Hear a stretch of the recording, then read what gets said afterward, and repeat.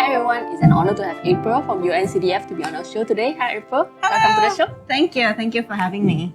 For the benefit of audience, could you please briefly introduce yourself? Sure. I'm April. I'm from UNCDF. UNCDF stands for United Nations Capital Development Fund. We're part of the UN, and we mainly focus on financial health. And we have been in Malaysia for about a year, and really wanting to improve the financial health of Malaysia.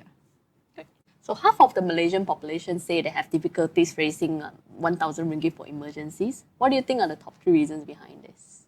So I think the first reason is people do not have long-term saving plans. And a lot of people, 84% Malaysian, they actually only do plan for intermediate.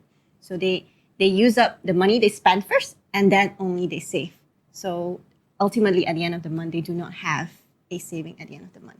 The second reason would be its low financial literacy rate. And survey shows that 1 out of 3 Malaysians actually have very low confidence about their financial knowledge.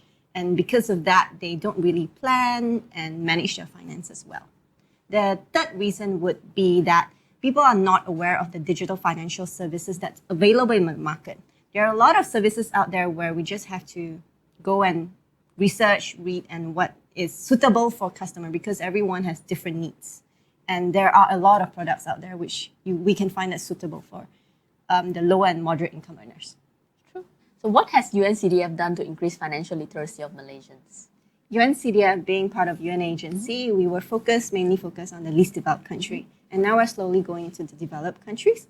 And in Malaysia, we have partnered with Bank Negara and MDAC this year to open up a B40 challenge.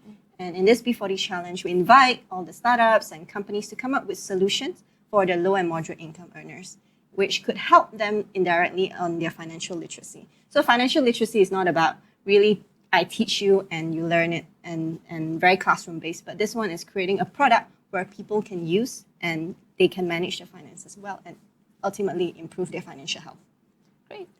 What is your advice for a Malaysian individual or household in improving their financial situation?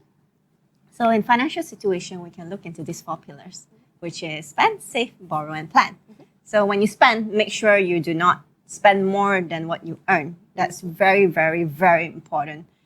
Spend. The save is, there are a lot of unexpected events in our lives, a lot of unexpected, emergency, health, accident, So do plan for that also. Do have some saving for that.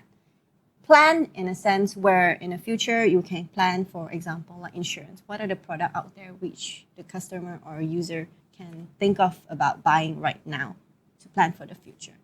And borrow, we all have borrowings, That's make sure it's sustainable and manageable. That's taking account into our cash flow.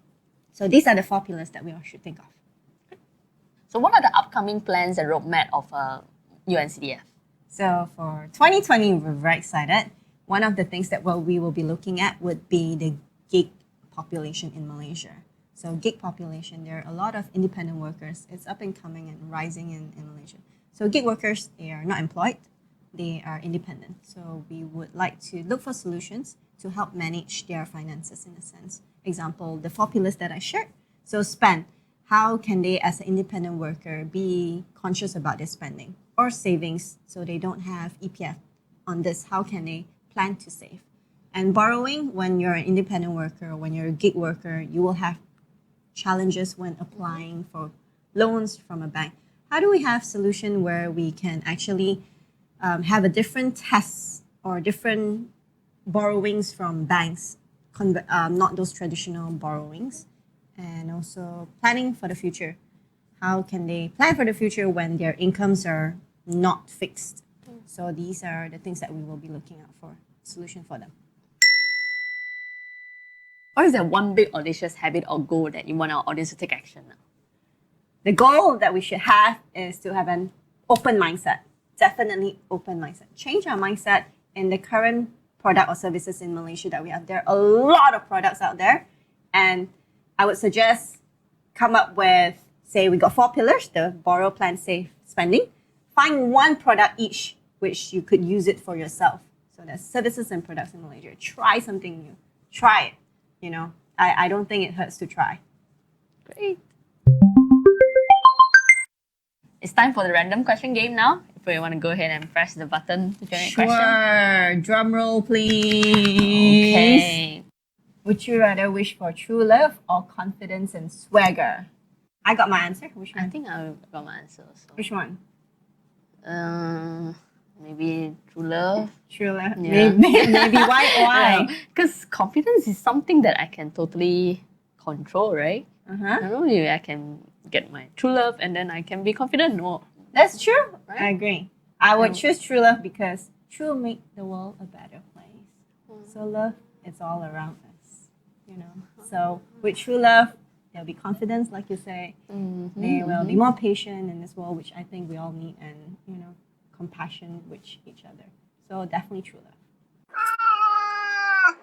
Thank you, podcasts, for listening. If you find the video useful, do share it with your loved ones. And don't forget to subscribe. I'll see you next week. Hasta pronto.